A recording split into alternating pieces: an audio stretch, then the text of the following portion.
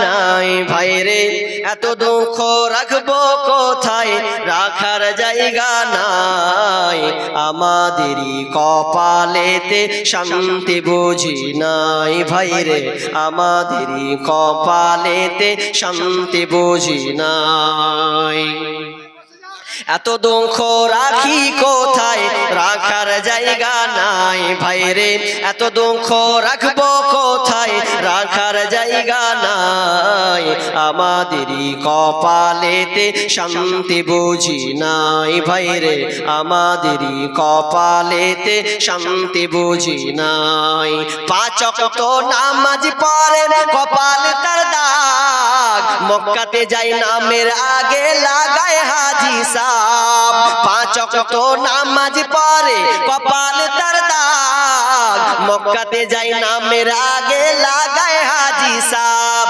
চায়ের দোকানে বসে হাজি টেলিভিশন চাই ভাইরে চায়ের দোকানে বসে হাজি টেলিভিশন চাই হিন্দি গানের তালে তালে পা দুটি নাচাই ভাইরে আমাদেরই কপালেতে শান্তি বুঝি নাই সুদে ঘুষে জীবন কাটে করে দুর্নীতি এমন লোক হয় যদি মসজিদের সভাপতি সুদে ঘুষে জীবন কাটে করে দুর্নীতি এমন লোক হয় যদি মাদ্রাসার সভাপতি ভাইরে উচিত কথা বলতে গেলে মৌলবীর চাকরি নাই ভাইরে সত্য কথা বলতে গেলে হুজুরের চাকরি নাই আমাদেরই কপালেতে শান্তি বুঝি নাই ভাইরে আমাদেরই কপালেতে শান্তি বুঝি নাই সমাজেতে অসঙ্গতি বলবো কত আর গায়ের জোরে বিচারপতি ঘুষেরই কারবার সমাজেতে অসঙ্গতি বলবো কত আর গায়ের জোরে বিচারপতি ঘুষেরই কারবার টাকার লাগি গরিব দুঃখী বিচার নাহি পায় ভাইরে টাকার লাগি গরিব দুঃখী ইনসাফ নাহি পায় আমাদেরই কপালেতে শান্তি বুঝি নাই ভাইরে আমাদেরই কপালেতে শান্তি বুঝি নাই বড় ছোট নাই ভেদাভেদ কোথায় মান সম্মান বাপের সমান মুরব্বিকে করছি অপমান বড় ছোট নাই ভেদাভেদ কোথায় মান সম্মান বাপের সমান মুরব্বিকে করছি অপমান ভাইরে 8 বছরের ছেলে যদি সামনে বেরি খায় ভাইরে 8 বছরের ছেলে যদি সামনে বিমল খায় আমাদেরই কপালেতে শান্তি বুঝি নাই ভাইরে আমাদেরই কপালেতে শান্তি বুঝি নাই এত দুঃখ রাখি কোথায় রাখার জায়গা নাই ভাইরে এত দুঃখ রাখবো কোথায় রাখার জায়গা নাই আমাদেরই কপালেতে শান্তি বুঝি নাই ভাইরে আমাদেরই কপালেতে শান্তি বুঝি নাই লোকটা কি করলেন 29 পারা খুঁজার পর এবার মৌলবীর হুজুর কাছে গিয়ে বলছে মৌলবী সাহেব কি এমন গ্রন্থ দিয়েছেন এখন পর্যন্ত আমার রোগ আমি খুঁজে পাচ্ছি না তখন সে বলছে আপনি কপারা শেষ করলেন তো বলছে 29 পারা শেষ করলাম কপারা এখনো তো 1 পারা বাকি আছে যাও আবার 1 পারাকে আপনি তালাশ করতে থাকুন দেখেন আপনার রোগটা খুঁজে পান কিনা তখন সে আবার বাড়ি গেল বাড়ি গিয়ে সূরা নাবা থেকে আবার স্টার্ট করে দিল স্টার্ট করতে করতে এই যায় করতে করতে করতে এমন একটা সূরা এসলো যে সূরাটার নাম আমি আগে পড়েছি ওই সূরাটা যখনই এসেছে থমকে দাঁড়িয়ে গেছে আবার বলছে আমার সঙ্গে বলতে পারেন আলহাকুমুত তাকাসুর হাত্তা যুরতুমুল মাকাবির যখনই এই আয়াতটা পড়া তরজমা কিন্তু ইংলিশে অনুবাদ করে আছে তরজমাটা আলহাকুমুত তাকাসুর যারা প্রাচুর্যতার উপরে যারা দুনিয়ার মালামাল টাকা পয়সার মধ্যে আত্মভোলা হয়ে আছে আর হাত্তা যুরতুমুল মাকাবির যতক্ষণ না সে কবরে যাবে ততক্ষণ পর্যন্ত এ থেকে বিমুখ হবে না এখান থেকে নিস্তার সে পাবে না যখনই একটা পরে নেওয়া বাড়িতে খুলছেন, মেয়ে আছে, বিবি আছে, আর সবাই আত্মীয় আছে, আর লোকটা খ্রিস্টান লোকটা চিল্লাতে শুরু করে গেছে খালি একটা কথা, পেয়ে গেছি পেয়ে গেছি পেয়ে গেছি পেয়ে গেছে। স্ত্রী বলছে হ্যাঁ গো, কি তুমি পেলে? উত্তর দেয় না, খালি বলছে পেয়ে গেছে পেয়ে গেছি পেয়ে গেছে। বেটি বলছে আব্বা কি পেলে? বলছে পেয়ে গেছি পেয়ে গেছি পেয়ে গেছি। শেষমেশ বলছে পেয়ে গেছি, কি পেয়েছেন? বলছে আমার মনের অসুখটা আমি এবার পেয়েছি। তার মানে এখানে আল্লাহ বলতে চাচ্ছেন যারা দুনিয়ার মোহে থাকবে, যারা প্রাচুর্য নিয়ে প্রাচুর্য আপনার টাকা পয়সা নিয়ে যারা প্রতিযোগিতা করবে, তারা কোনোদিন শান্তি পাবে না যতক্ষণ না তারা কবরে ঢুকেছে। যখনই ও কবরে ঢুকে যাবে, কবরে যখন তার পা পড়ে যাবে, সেদিন সে নিস্তার পাবে, তার আগে ও নিস্তার পাবে না। আর যখনই এই কথা খ্রিস্টান লোকটা যখন এই কথাটা শুনলো, সঙ্গে সঙ্গে মৌলভী সাহেব কাছে ছুটে গেছে। মৌলভী সাহেব পেয়ে গেছে। কি পেয়েছো? আল্লাহকুমুত তাকাসুর হাত্তা যুরতুমুল মাকাবির। যখনই পড়া তখন খ্রিস্টান লোকটা বলছে হুজুর মৌলভী সাহেব আমি আর থাকবো না, আমি আর খ্রিস্টান ধর্মে নয়, আপনি আমাকে কালেমা পড়িয়ে দিন, আশহাদু আল্লা ইলাহা ইল্লাল্লাহু ওয়া আন্না মুহাম্মাদুর রাসূলুল্লাহ। যখনই পড়ে নিলেন আমি ইসলাম পেলাম। তার মানে আমি ভুলের মধ্যে ছিলাম, টাকা পয়সার পিছনে ছুটেছিলাম, এই জন্য তো আমার শান্তি ছিল না। রাত ঘুমাতে গেলে খালি হিসাব আর হিসাব, এইদিকে লাগাই ওইদিকে লাগাই, কিন্তু না আল্লাহ এত আমাকে দিয়েছেন, এরপর আমি ক্ষান্ত নয়। এই জন্য কবর যতক্ষণ না যাবে ততক্ষণ পর্যন্ত তার নিস্তার নাই। তার মানে কবর এমন একটি জায়গা বন্ধুরে, এই কবরে সবাইকে যেতে হবে, আর সমস্ত তার আত্মীয়, সমস্ত তার সম্পর্ক, সমস্ত তার চিন্তাকে কেটে দেবে।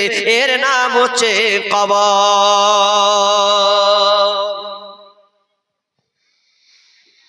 আল্লাহ বলছেন কবরে আসতে হবে, আয়। কবর প্রতিদিন 10টা কথা বলে। কবর বলে আমার উপরে খুব নাচছো না, মজা লাগছে, ভেতরে আসো সব মজা বের করে দেব।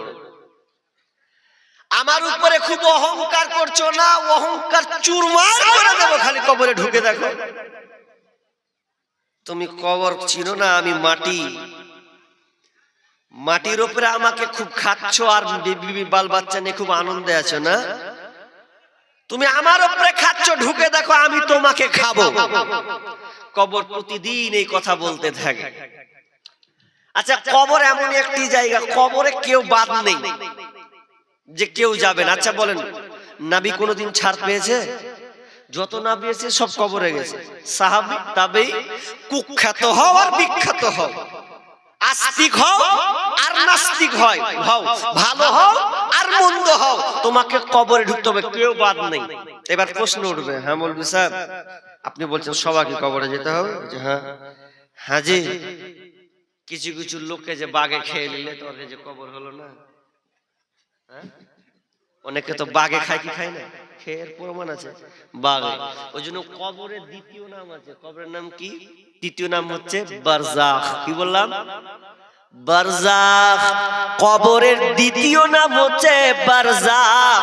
বারজাখ মানে মৃত্যুর পরের স্থান, মৃত্যুর পরের স্থানটার নাম হচ্ছে বারজাখ। তার মানে একটা লোককে যদি বাঘে খেয়ে নেয় ওটাই তার কবর হবে, একটা লোককে যদি পুড়িয়ে ছারখার করে দেয় ওটাই তার কবর হবে, যদি একটা লোককে আপনার কিনা পানিতে ভাসিয়ে দেয় আর যদি লোকটাকে না পাওয়া যায় ওটাই তার কবর হবে। তাহলে যে হালাতে মরবে, যে স্থানে থাকুক না কেন, আমরা এটা সম্মানের সঙ্গে আমি তাদেরকে, আমার ভাইকে, আমার বন্ধুকে, আমার বাপকে, আমার মাকে আমি সুন্দর করে শুইয়ে দিলাম, মানে সম্মান স্বার্থে এটা আমরা করে বিশ্বনবীর তরিকা হিসাবে করি।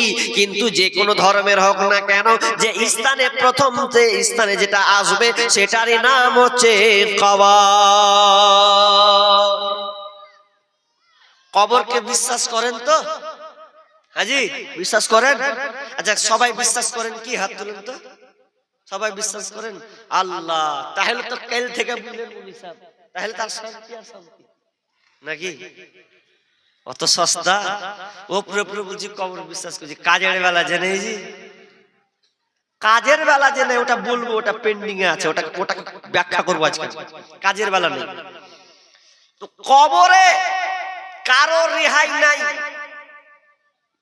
ধরা পেতেই হবে। কবরে কোনো গ্রুপ নেই, জান্নাতের গ্রুপ আছে, জাহান্নামের গ্রুপ আছে, কিন্তু কবরে কোনো গ্রুপ আছে?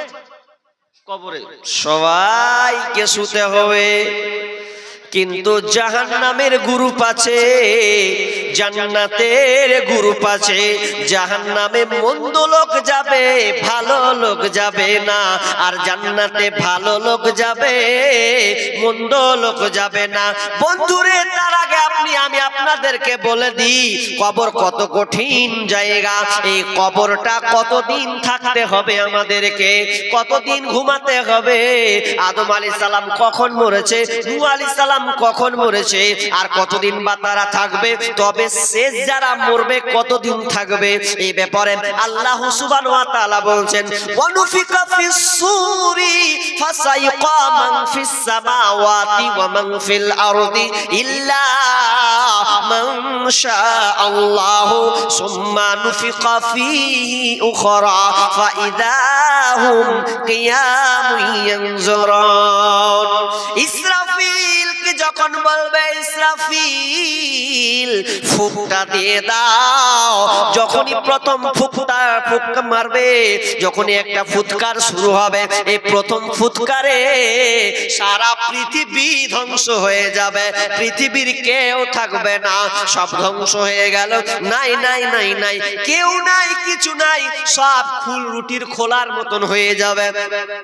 রুটির খোলা যেমন প্লেন থাকে, মায়েরা রুটি যখন পাকায়, খোলার উপরে রুটি পাকায়, ওই রকম প্লেন হয়ে যাবে, কেউ থাকবে না, কেউ আর কিন্তু বেঁচে নাই, ইল্লা মান শাআল্লাহ, তবে আল্লাহ যাকে চাইবেন তাকে বাঁচিয়ে রাখবেন। এই আয়াতের কিন্তু অনেক বড় একটা লম্বা ঘটনা আছে, নবী মুসাকে কেন্দ্র করে, ওটা বলছি না। তারপরে আল্লাহ বলছেন, আরেকবার যখন ফুৎকার দেওয়া হবে, দ্বিতীয়বার যখন ফুৎকার দেবে, আবার সবাই কবর থেকে উঠতে থাকবে, পিঁপড়া যেমন বাসা থেকে বের হয়, ওই রকম করে সবাই বের হবে, আর সবাই কিয়ামতের দিকে দৌড়বে। তবে এখানে মুফাসসিরগণ ব্যাখ্যা করছেন কি, যে প্রথম ফুৎকারটা যে হবে ইসরাফিল দিবে, তো ওই ফুৎকারে আর দ্বিতীয় ফুৎকারের মধ্যখানে একটা ব্যবধান আছে, একটা সময় আছে, ওই সময়টা মুফাসসিরগণ বলছেন 40 বছর। ক বছর বললাম?